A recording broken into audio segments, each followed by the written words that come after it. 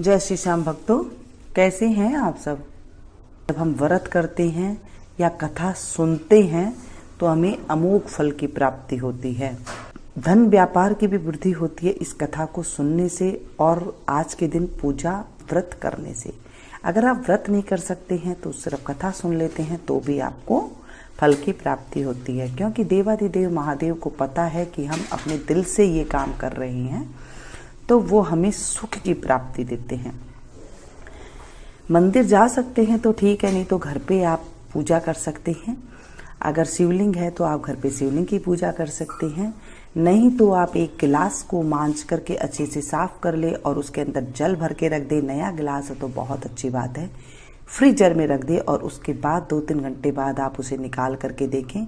एक प्लेट में उल्टा करके निकाल ले तो वो बिल्कुल शिवलिंग का रूप हो जाएगा। थाली के अंदर आप निकाल ले और उसके ऊपर आप बैठ करके जल चढ़ाएं, पंचामृत चढ़ाएं और सबके जो चढ़ाते हैं उनका अलग अलग फल होता है। चावल चढ़ाने से धन की अष्टलक्ष्मी की प्राप्ति होती है। शहद चढ़ाने से मित्रता की प्राप्ति होती है। अगर किसी के मित्रता नहीं है तो मित्रता की प्राप्ति होती है। जमीन जायदाद की प्राप्ति होती है। रोग का नाश होता है और घी चढ़ाने से लंबी आयु होती है और दही चढ़ाने से सर्व सुख की प्राप्ति होती है। दूध चढ़ाने से मनोकामना की पूर्ति होती है। इस तरह से जब हम पंचामृत चढ़ाते हैं तो सबका अलग अलग फल होता है। जब हम 5 चीजें एक साथ चढ़ा देते हैं तो हमारी सारी मनोकामना पूरी हो जाती है। शिवलिंग के ऊपर ये सारी चीज चढ़ाए, आक धतूरा है तो वो चढ़ाए, नहीं तो आप बेलपत्तर है आपके घर में तो आप वहाँ चढ़ा दें। भांग जब के पत्ते हैं तो आप उन्हें चढ़ा दें, नहीं है तो आप सूखी भांग पूजा की दुकान पे मिलती है तो आप वो ला करके चढ़ा सकते हैं। कुछ भी नहीं है, चावल धो करके आप चढ़ा दीजिए। चावल शिव जी को अति प्रिय है, धो करके उन्हें चढ़ाएं, लेकिन ध्यान रखें उसमें कोई टूटा हुआ चावल एक भी ना हो। और टूटा हुआ है तो उन्हें आप निकाल दें। उन्हें आप धो करके एक मुट्ठी भर चावल आप शिवलिंग पर चढ़ा सकते हैं।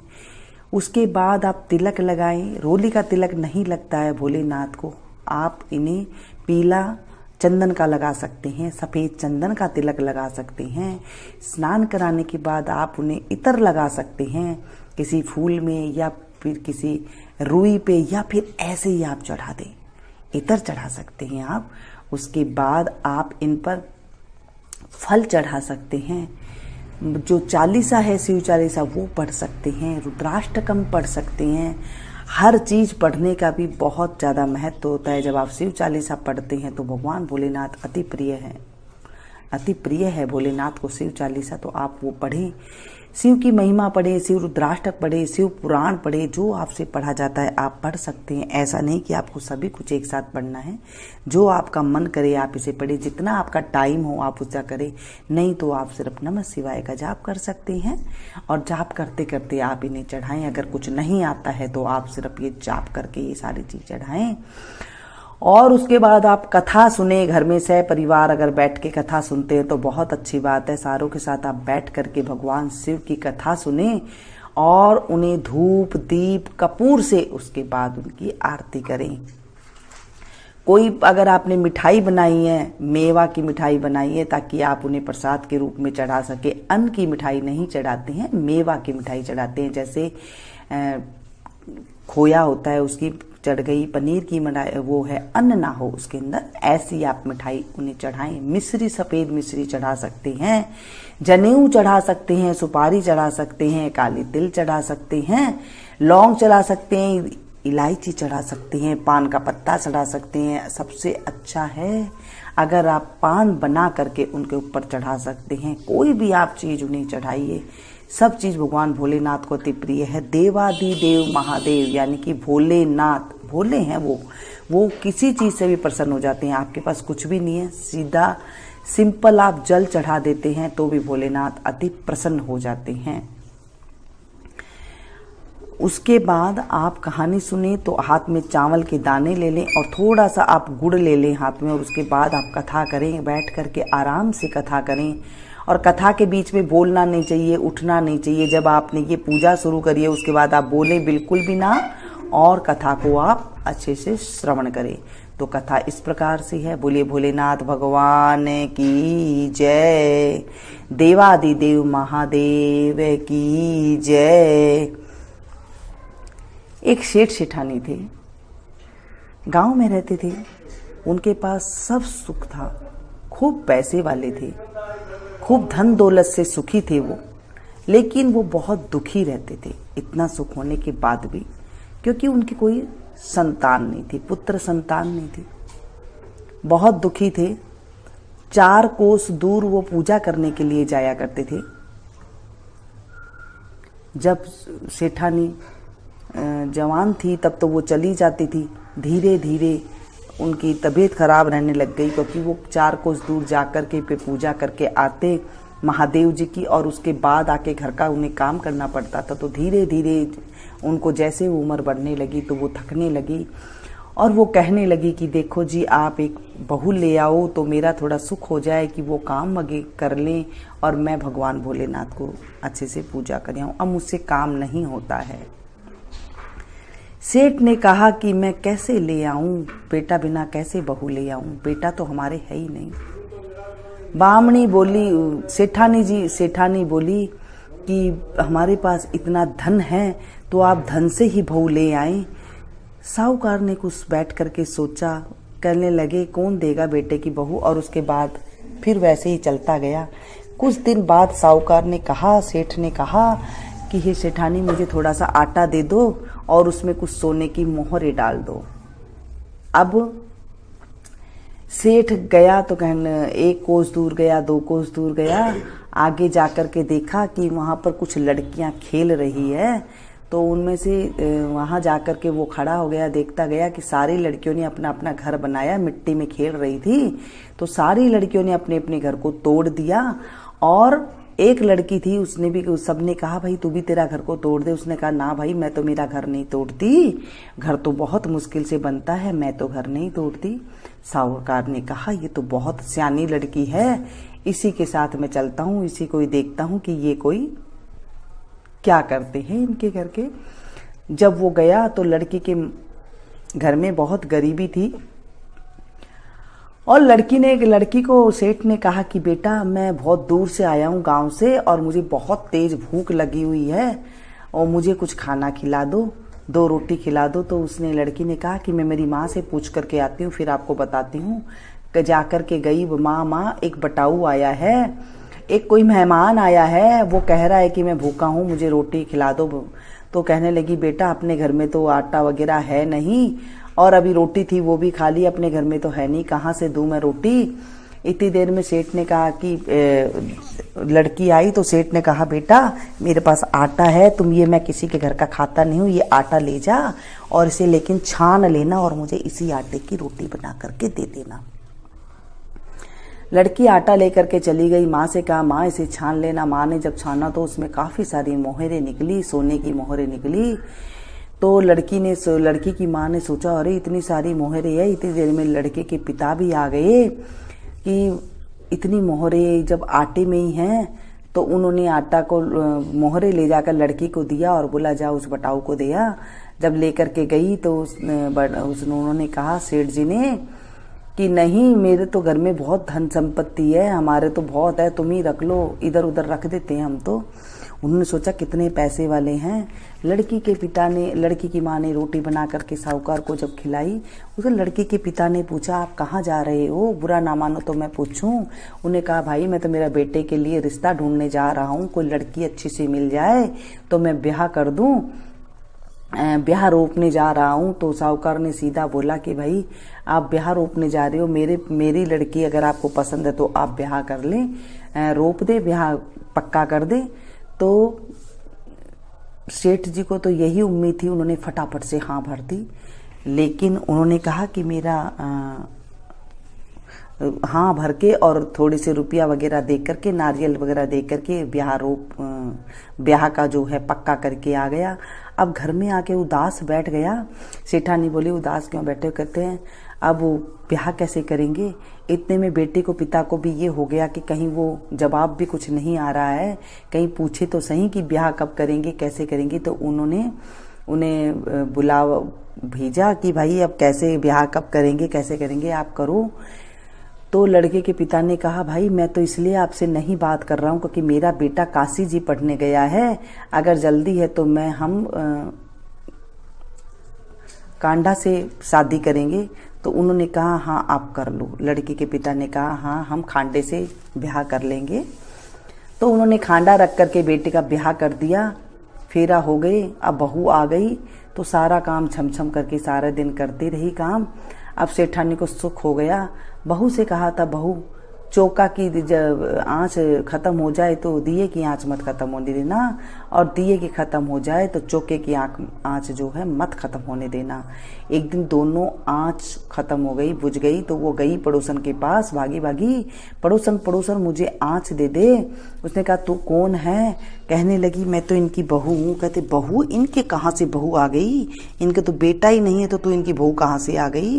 कहने लगी नहीं मेरा तो पति जो है काशी जी पढ़ने गए हुए हैं। कहते हैं अच्छा। फिर उससे कुछ देर बात करी और उसके बाद बोली तुझे बता कितने कोठे की चाबी दे रखी है? उसने कहा 6 कोठे की चाबी दे रखी है। कहते बहू होती तो तुझे 7वें कोठे की चाबी ना देते? कहने लगी हाँ। आई और अपने जो गहने कपड़े थे उतार करके बैठ गई, छमछम करती जो फिर रही थी, आज वो एकदम सिंपल साड़ी में आकर के बैठ गई। और आई सास ससुर तो खाना मांगा तो उन्हें वो जली सी खिचड़ी बना करके दे दी। सासु ससुरा बोले बेटा बहू आज तो जो है खिचड़ी अलूणी है। कहने लगी मैं तो सदा की अलूणी हूँ। बहू आज तो खिचड़ी जली हुई है, मैं तो सदा की जली बड़ी हूँ। और इस तरह कह दी। तो सेठ सेठानी सोचे कि आज तो पड़ोसन की हवा लग गई, आज तो पड़ोसन की सीख लग गई है बहू को। कहते पड़ोसन की क्या सीख लगे, अगर आप मुझे बहू मानते हो ना तो मुझे 6 कोठे की चाबी दे रखी, 7वें कोठे की चाबी क्यों नहीं दे रखी? तो उन्होंने कहा नहीं बेटा उसमें तो कुछ भी नहीं है, कूड़ा कबाड़ा है, ये ले ले तेरी चाबी, ये पकड़ो।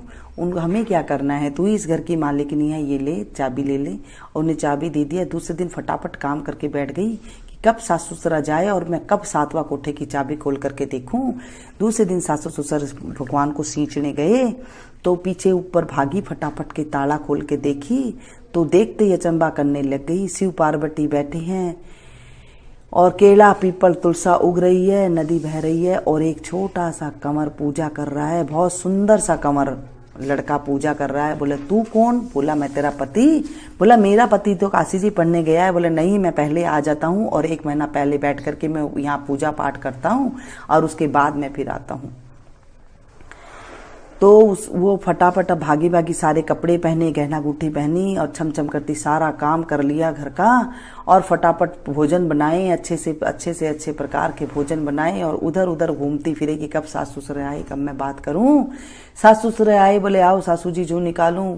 बोली बहू थके आ रहे हैं। ससुरा ने कहा नहीं निकलवा ले, नहीं तो ये फिर से बिचर जाएगी, गुस्सा हो जाएगी। सासू बैठ करके जुएं निकलवाने लगी। तो जुएं निकलवाने के बैठी तो उसने कहा कि सासू जी आप कहाँ जाते हो? उन्होंने कहा बेटा हम तो शिव पार्वती सींचने जाते हैं, यहाँ से 4 कोस दूर है।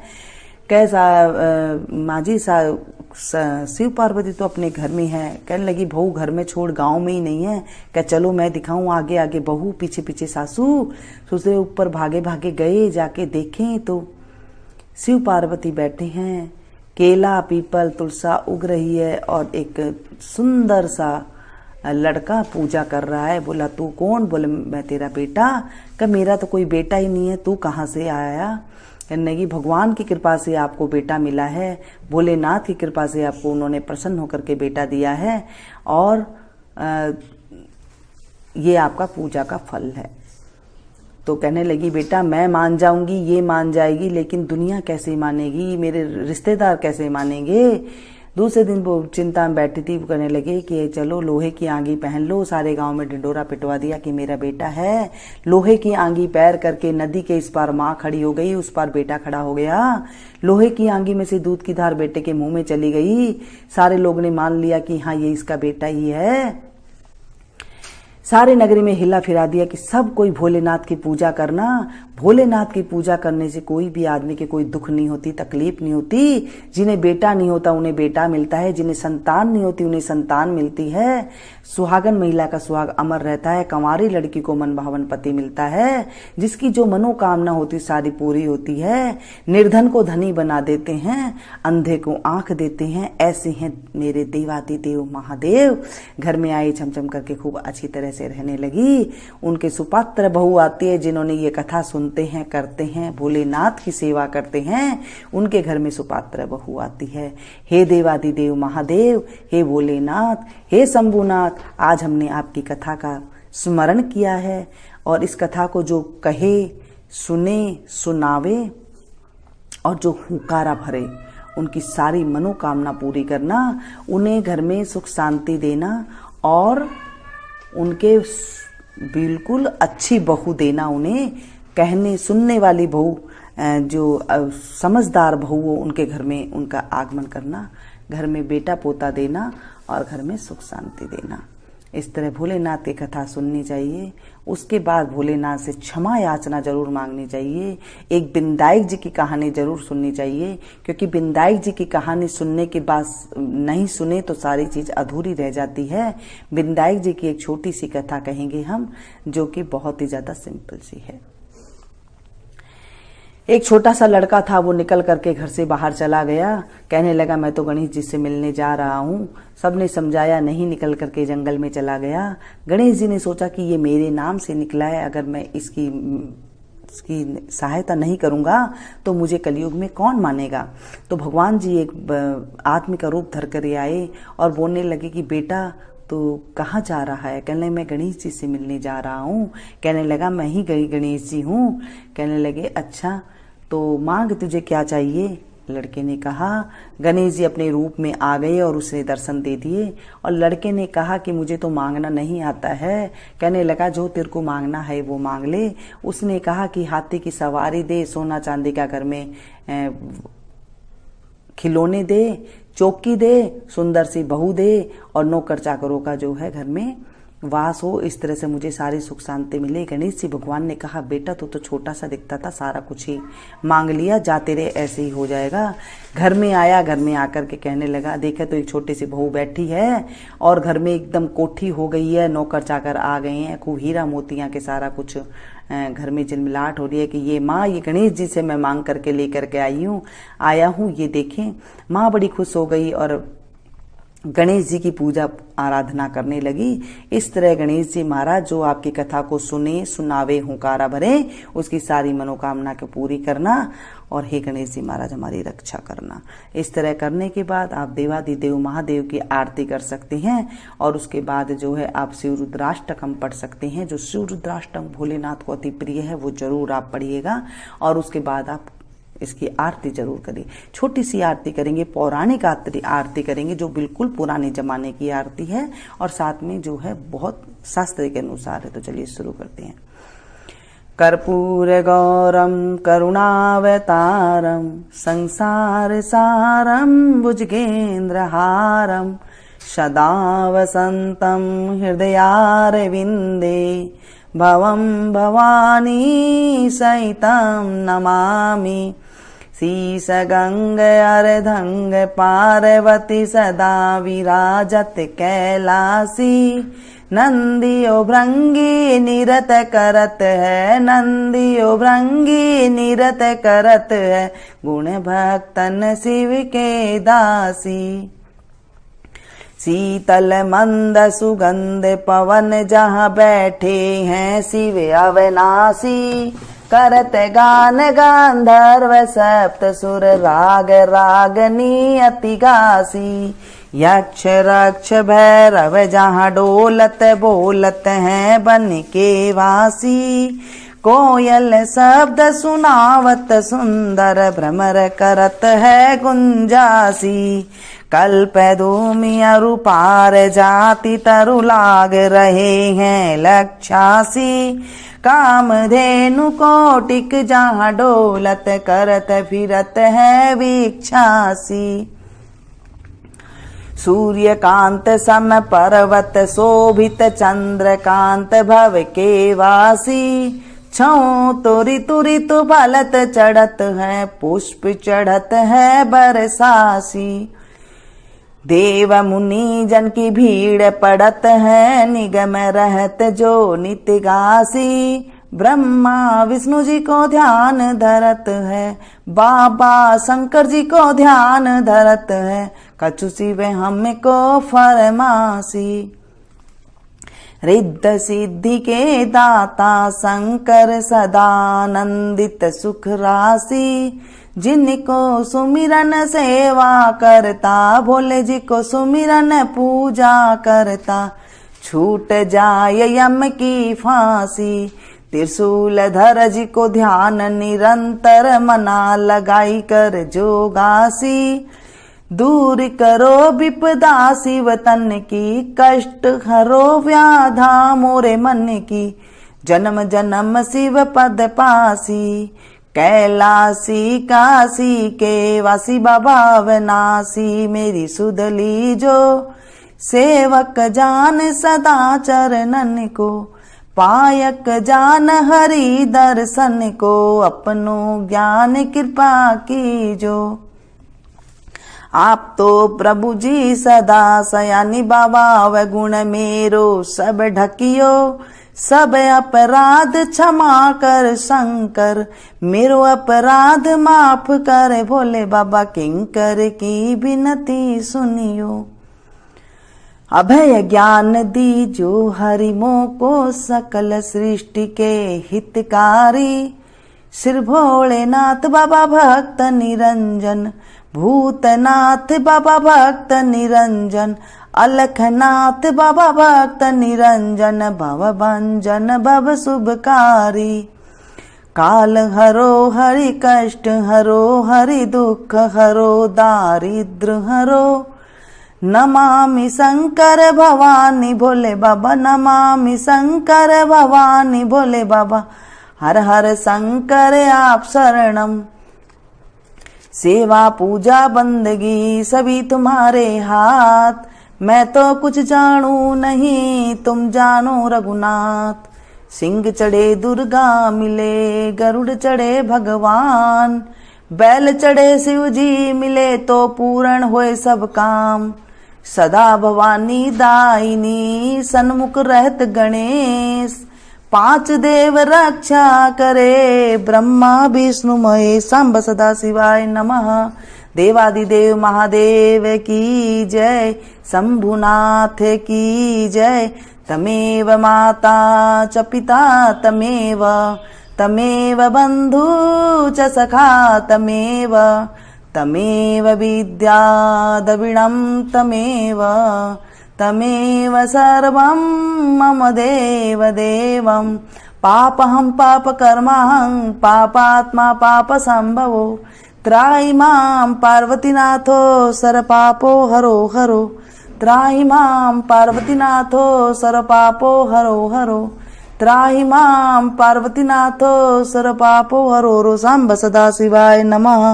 बोले शंकर भगवान की जय। दोस्तों पसंद आए तो प्लीज एक लाइक जरूर दीजिएगा। इसके बाद मैं आपसे मिलती हूँ फिर से एक नई कथा के साथ, नई जानकारी के साथ। तब तक आप लोग